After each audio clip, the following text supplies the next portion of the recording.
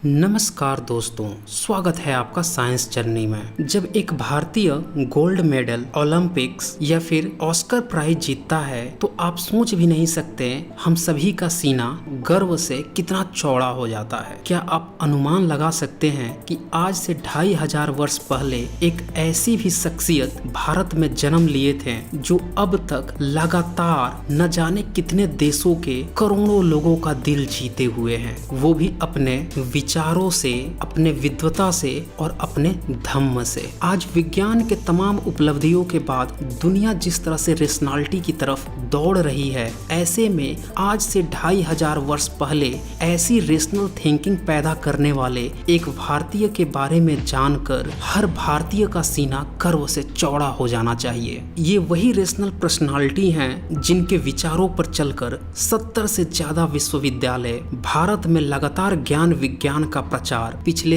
2000 सालों में करते रहे और भारत विश्व गुरु का तमगा पहनते आया। यह वो पर्सनालिटी है जिन्हें लाइट ऑफ एशिया कहा गया, लेकिन आज उनके ही देश में उन पे भी कुछ तरह के सवाल आए दिन उठाए जाते रहे हैं। 2020 में उनका बर्थ डेट बुद्ध पूर्णिमा 7 मई को पड़ रहा है। ऐसे में उन पर कई तरह के सवाल जो खड़े किए जाते हैं, जैसे कि भारत की मूल संस्कृति क्या है। इस तरह के सवालों का जवाब इस वीडियो में दिया जाएगा। वीडियो में अंतिम तक बने रहें, आज आपको बहुत कुछ जानने को मिलेगा। दरअसल कौन सी संस्कृति पुरानी है, इसको पहचानने के लिए हमें पुरातात्विक साक्ष्यों, समकालीन नोट्स और इनके वेरिफिकेशन से जो भी तथ्य उभर कर आते हैं, जो भी बेस्ट पॉसिबल निष्कर्ष निकलते हैं, वही सत्य के समान होता है। सत्य अडिग होता है और झूठ लगातार फेक न्यूज प्रचारित करते रहता है। भारत के इतिहास को अच्छी तरह से समझने के लिए इसे मोटे तौर पे 5 भागों में बांट सकते हैं।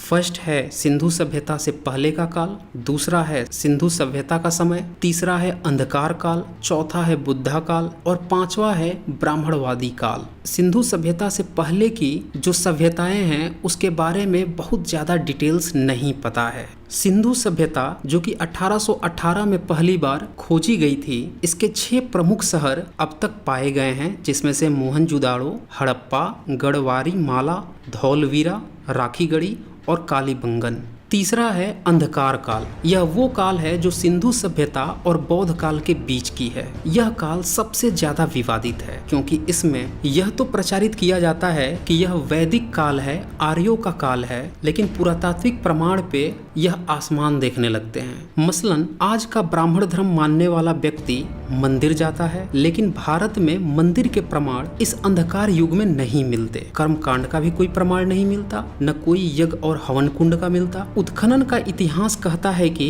इस अंधकार काल में प्रचारित तथाकथित वैदिक संस्कृति का कोई भी नगर, गांव, मकान, वैदिक अनुयायी का शासक या उसका किला, उसका राज्यादेश, मुद्रा, सील, अभिलेख, मृदभांड, लिपि, विदेशी यात्री का यात्रा वृत्तांत जैसे बातों का मिलना अभी तक कतई सिद्ध नहीं हुआ है। हाँ, WhatsApp university, Wikipedia university, social media university पे लगातार फर्जी के फेक न्यूज फैलाए जाते रहे हैं। इसके बाद से बुद्धा काल। बुद्धा काल में सारे प्रमाण, शासकों के प्रमाण, वंशों के प्रमाण, शिलालेखों के प्रमाण, नगरों, विदेशी और देसी के लिखित नोट्स के प्रमाण मिलने शुरू हो जाते हैं। खास बात यह है कि हर्यक वंश, नाग वंश, नंद वंश, मौर्य वंश में न तो किसी तरह की वर्ण व्यवस्था का प्रमाण मिलता है, न ही किसी तरह के यज्ञ हवन या फिर किसी भी तरह के संस्कृत वेद का भी प्रमाण नहीं मिलता, और न ही किसी ब्रह्मा, विष्णु, रामकृष्ण का कोई प्रमाण मिलता है। हाँ,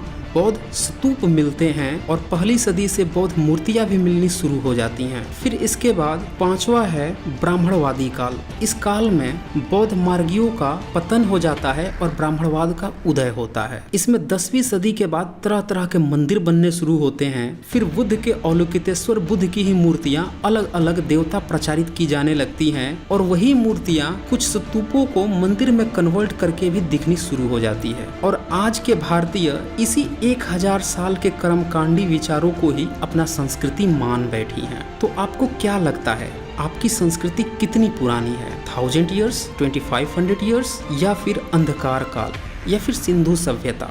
जो समझदार होंगे वो बुद्धा काल को ही अपना वास्तविक संस्कृति मानेंगे, क्योंकि इसमें किसी भी तरह के सबूतों का अभाव नहीं दिखता, चाहे वो शिलालेखों के हों, देसी विदेशी नोट्स के हों या फिर कोई अन्य पुरातात्विक प्रमाण। लेकिन अगर आपको बचपन से ही पीढ़ी दर पीढ़ी भारत की मूल सम्यक संस्कृति के प्रति नफरत करना सिखाया गया हो, बौद्धों को बुद्धू कहना सिखाया गया हो, देवान प्रिय को मूर्ख बताया गया हो, बुद्ध की पत्नी भद्द को भद्दा कहना सिखाया गया हो, माइथोलॉजी रामायण में बुद्ध को तथागत नास्तिक कह के चोर तथा दंडनीय समान बताया गया हो, तब आपकी आंखें कुछ ऐसा तलाश करने लगेंगी कि यार कुछ ऐसा मिल जाता कि बौद्ध काल से पहले भी हम खुद को स्थापित कर लेते हैं। यह साबित कर देते हैं कि आज के जो मंदिर हैं, जो तरह तरह की मूर्तियां हैं, जो धर्म ग्रंथ हैं, ये काफी पुराने हैं। फिर आपके पास दो ही रास्ते बचते हैं, एक तो फेक न्यूज फैलाओ बिना सिर पैर की, जैसे कुछ लोगों ने फैला दिया है कि वेद सीधे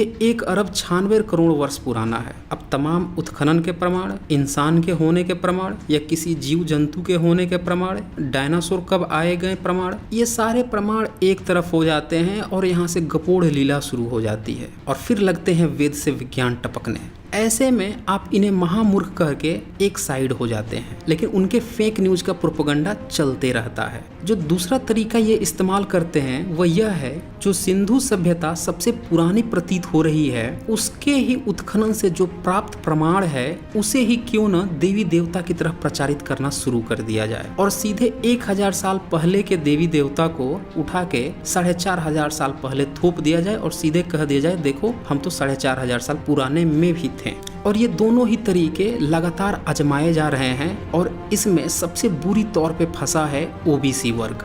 उदाहरण के तौर पे कई दिनों से एक वेबसाइट लिंक मेरे कमेंट में कोई एक कमेंट करने वाले लगातार शेयर कर रहे हैं और उस लिंक में ये दिया हुआ है कि एक पुरुष योग साधना करने बैठा है, उसके अगल बगल कुछ जानवर दिख रहे हैं, शायद जानवरों को देखते हुए उसका नाम पशुपति रख दिया गया है, ऐसा निष्पक्ष लोग सोचते हैं। लेकिन नाम रखने वाले को पता है कि पिछले 1000 साल के अंदर जो कर्मकांडी संस्कृति भारत पे थोपी गई है उसमें पशुपति नाम एक काल्पनिक ईश्वर शिव का नाम है। दरअसल इतिहास का ब्राह्मणीकरण यहीं से शुरू होता है। 1818 से पहले सिंधु सभ्यता का नाम तक न जानने वाले ब्राह्मण, 1915 तक सम्राट अशोक का नाम तक न जानने वाले ब्राह्मण, उनके शिलालेख का नाम तक न जानने वाले ब्राह्मणों ने अपना अस्तित्व 2000 वर्ष पूर्व तक का न साबित कर पाने वाले ब्राह्मणों ने 4500 साल पहले के उत्खनन से प्राप्त शिल का सिर्फ नाम बदलकर अपने को वहां स्थापित करने की कितनी बड़ी साजिश रच दी है। आपको याद होगा स्मॉलेस्ट पार्टिकल हिग्स बोसोन पे रिसर्च के दौरान धार्मिक मीडिया ने उसे गॉड पार्टिकल नाम से प्रचारित कर दिया था और आज तक 90% आस्तिक अभी भी यही सोच रहे हैं कि साइंस ने गॉड पार्टिकल खोज लिया है। इसे कहते हैं धार्मीकरण और भारत में ब्राह्मणीकरण होता है। बहरहाल इस प्रचारित सील जिसको शिव बताया जा रहा है उसे जरा ध्यान से देखें और शिव की जो साधनारत अवस्था है इस फोटो को भी आप ध्यान से देखें। जो बुद्ध की विपस्सना अवस्था है उसे भी आप ध्यान से देखिए। पल भर में दूध का दूध और पानी का पानी आपको समझ में आ जाएगा। सम्यक संस्कृति भय मुक्त है, वह साधनारत है, उसे पशु पंछियों का भय नहीं। जबकि पिछले 1000 साल के अंदर पैदा हुए ईश्वर गुलामी के दौर में पैदा हुए हैं, उन्हें भय है। वह 24/7 हाथों में हथियार लेकर खड़े होते हैं, बैठते हैं या फिर सोते हैं। शिव के कमर में मृग छाल है, बाघ की छाल पर बैठा करते हैं, यानी कि मृग की किसी न किसी ने हत्या की होगी, फिर उसकी चमड़ी भी किसी ने उतारी होगी। यही कुछ हाल बाघ का भी किया होगा। लेकिन यह साधना करता हुआ पुरुष बिल्कुल ही सिंपल है। न तो इसने कोई मृग छाल पहना है, न कोई बाघ की छाल पर बैठा है, न ही त्रिशूल लेकर बैठा है और न ही डमरू लेकर, न ही इसके बगल में नंदी बैल है जैसा कि शिव में देखा जाता है। उल्टे तरह तरह के जीव जंतु इसके अगल बगल में है। शिव के गले में सर्प होता है, साधनारत पुरुष के गले में नहीं है। शिव के सर पर चंद्रमा है, वहां से गंगा निकलती है, वह कैलाश पे विराजमान होता है, जबकि साधनारत पुरुष जंगल में है। और पहाड़ पे इतने सारे जीव जंतु कैसे पहुंचेंगे? क्लियर है, यह जंगल में साधनारत पुरुष उसी परंपरा का पूर्वज है जिसके की बौद्ध हैं। अब बुद्ध की इस चित्र को आप ध्यान से देखें, उनके भी चारों तरफ इस तरह तरह के जीव जंतु हैं। वो भी साधना रथ हैं, उनके पास भी कोई हथियार नहीं है। अब इस साधना रथ पुरुष के सर पे एक त्रिरत्न आपको दिख रहा होगा। कुछ लोगों ने इसे त्रिशूल बता दिया। यह त्रिशूल नहीं है, बल्कि यह त्रिरत्न है, जो सांची के स्तूप में भी देखने को मिलता है। इसी सिंधु सभ्यता में एक और मूर्ति मिली है। इस मूर्ति के ललाट पर आकर्षक बिंदी युक्त पट्टी नुमा मुकुट देखने को मिलता है और यही बिंदी भगवान बुद्ध के माथे पर भी देखने को मिलती है। यहाँ तक कि सिंधु सभ्यता घाटी में मिली इस मूर्ति के कपड़े के पहनने का सलीका भी बुद्ध और उसके अनुयायियों के कपड़े पहनने के तरीके से मिलता है। शिव की जो सबसे पुरानी मंदिर बताई जाती है वह 8वीं से 9वीं सदी के बीच में बनाई गई कैलाश टेम्पल है। उसमें भी उसका चित्र नहीं है और काफी बाद में शिव का चित्र बनाया गया है, जबकि बुद्ध 2500 वर्ष पहले के हैं। तो क्यों न सिंधु सभ्यता में जो ये साधना रथ सील मिली है, इसकी तुलना बौद्ध और उनके अनुयायियों से की जाए जो ज्यादा मैच कर रही है। आखिर ऐसी कौन सी साजिश आ गई है जिसके तहत अपनी ही संस्कृति जो बेस्ट मैच हो रही है उसे जमींदोज करके जो मैच नहीं भी कर रही है उसको जबरदस्ती फिट करने की कोशिश की जा रही है। और ऐसा सिर्फ एक नाम बदल देने से पॉसिबल हो गया है। अब सारे बच्चे जो थोड़ी सी भी धर्म में आस्था रखते हैं वह इस लिंक को उठा के चारों तरफ पेस्ट कर रहे हैं। क्यों? ये पशुपति हैं, पशुपति से मिल रहे हैं नहीं मिल रहे हैं इससे कोई मतलब नहीं है, बस पेस्ट किए जा रहे हैं। लेकिन अब तो आपको समझ में आ गया होगा कि यह सील की संस्कृति ही बौद्ध संस्कृति में आ रही है, अर्थात कि सिंधु सभ्यता खत्म नहीं हुई थी बल्कि वही संस्कृति चली आ रही थी। इसी तरह से आए दिन ब्राह्मणवादी मानसिकता के तथाकथित धार्मिक प्रचारक एक सिक्के जिसपे कि राम, सीता, लक्ष्मण की फोटो बनाकर सिंधु सभ्यता के नाम पर प्रचारित करते रहते हैं। अनेक वेबसाइटों ने इसकी फैक्ट चेकिंग की और यह पूरी तरह से फेक न्यूज निकली, क्योंकि राम, सीता और लक्ष्मण का पिछले 1000 वर्ष पहले किसी भी तरह का कोई प्रमाण नहीं है। कुछ तो ऐसे भी हैं जो फोटोशॉप करके हवन कुंड का प्रमाण व्हाट्सएप यूनिवर्सिटी पे लगातार प्रचारित कर रहे हैं। जरा सोचिए, जो सिंधु सभ्यता की ईंटें उठवाकर रेल लाइन पे पूरे बिछवा दिए थे, वो तो अच्छा हुआ कि एक अंग्रेज अधिकारी यह सोच के कि इतनी जल्दी रेल लाइन कैसे बन गई चेक करने पहुंच गया, तब उसे पता चला कि ये किसी सभ्यता को उखाड़ कर ईंटें ला रहे हैं। उसने ठेकेदारों को बुलवाया, उनके आकाओं को बुलवाया, ब्रह्मा के सृष्टि बनाने से धर्म को ढोते हुए आने वाले पीढ़ी दर पीढ़ी वालों को भी बुलवाया। सबको जैसे सांप सूंघ गया, मुंह खुल न पा रहा था। आखिर ब्रह्मा के सृष्टि निर्माण से लेकर आज तक के बीच में ये कौन सी सभ्यता नाक के नीचे से बस गई थी जिसका ये उल्लेख ही नहीं कर पा रहे थे। न किसी धर्मशास्त्रों में उल्लेख, न ही वे उसकी खुदाई में मिले लिपियों को पढ़ पा रहे थे। अब सोचिए ये कितनी हास्यप्रद बात है कि उनकी वंशजें आज बता रही हैं कि हमारे ऋषि मुनि सिंधु सभ्यता घाटी में यज्ञ और हवन करते थे। क्या आपको नहीं लगता कि देश की समस्या चुनौतियां नहीं बल्कि ये हैं? क्या अब भी आपको डाउट है कि भारत की मूल संस्कृति क्या है? तो जरा एक नज़र इस पर भी डालें। 1826 में मैसन हड़प्पा स्थल के खुदाई का निरीक्षण कर रहे थे। अचानक से उनकी नज़र एक जगह ठहर गई। उनने उसका अच्छी तरह से निरीक्षण किया और तमाम सबूतों के आधार पर उनने इतिहास में दर्ज किया कि ये बौद्ध स्तूप हैं। 1831 में बनेंस ने भी हड़प्पा सभ्यता के अपने निरीक्षण और रिसर्च में उसमें बौद्ध स्तूप पाए जाने की बात दर्ज की। 1853 कर्निंघम ने अपने रिसर्च के दौरान यह स्टेटमेंट दिया जिसने भारत में ब्राह्मणवादी संस्कृति की चूलें हिला दी।